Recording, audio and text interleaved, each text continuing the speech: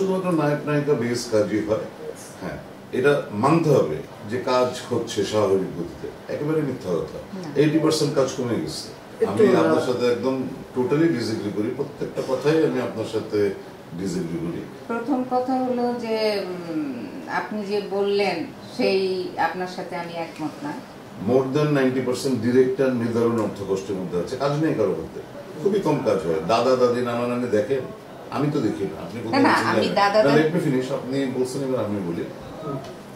So এখানে আসলে এখনো শুধুমাত্র নায়ক নায়িকা বেস কাজই হয়। হ্যাঁ, এটা মানতে হবে।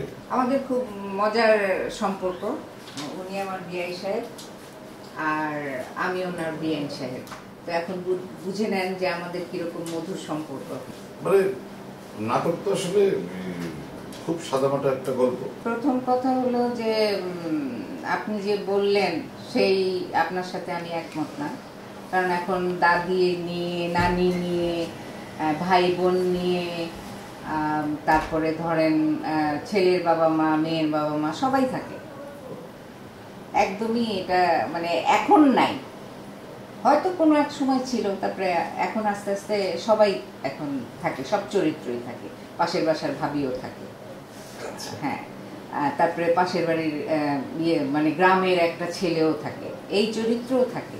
আরেকটা কথা হলো যে কাজ কমে গেছে। হ্যাঁ, কাজ কমে যায়নি তেমন।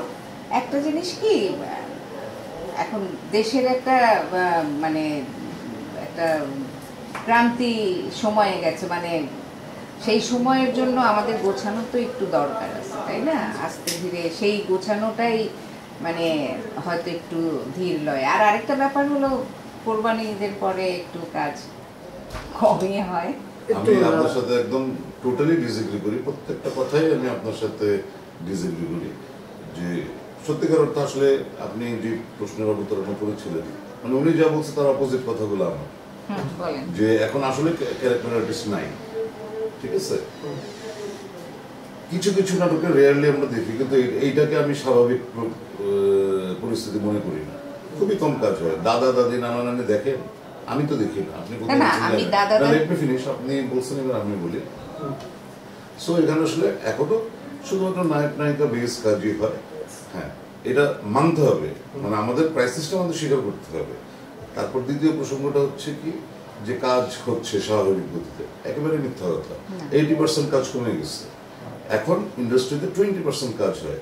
এবং যারা আপনি বললেন না যে কাজ হচ্ছে, করছি আমরা, নো, আমরা দুজন করা মানে ইন্ডাস্ট্রি খুব স্বাভাবিক, এটা না।